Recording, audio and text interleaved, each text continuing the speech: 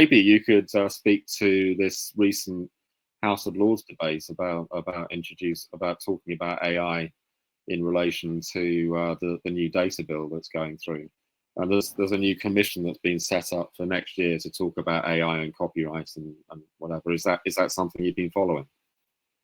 It is. I think at the moment it's still too unclear. You know, there's still. But I think the right questions are being asked, and it's important. It was inevitable the conversation would begin. You know, I went to the publishing show 2 years ago. I said, well, 2 years ago in March, over 2.5 years ago now, and somebody in the audience asked the CEO of a media group, you know, it's likely that your journalists will be publishing AI-generated content now. There's LLMs out there. You know, how are you safeguarding against that? And they didn't really have an answer. You know, it was uncomfortable for them because they were sort of saying, well, you know, of course we can't do anything at the moment. We don't have a way of checking for it, but you know, look, the industry will just have to form a precedent.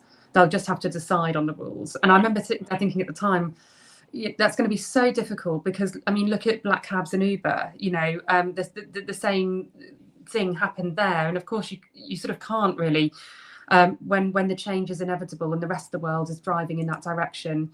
However, with that said, copyright is a serious issue, you know, and anybody who's ever had anything stolen from them, you know, understands it. And I do think it's outrageous that you can just take somebody's work and train, whether it's a machine or a person, to then just to kind of keep reproducing that work for their own financial gain with no acknowledgement or permission. I think it's stealing, it's theft, you know. So I think there's got to be some way of where you draw the line, but establishing that will be difficult.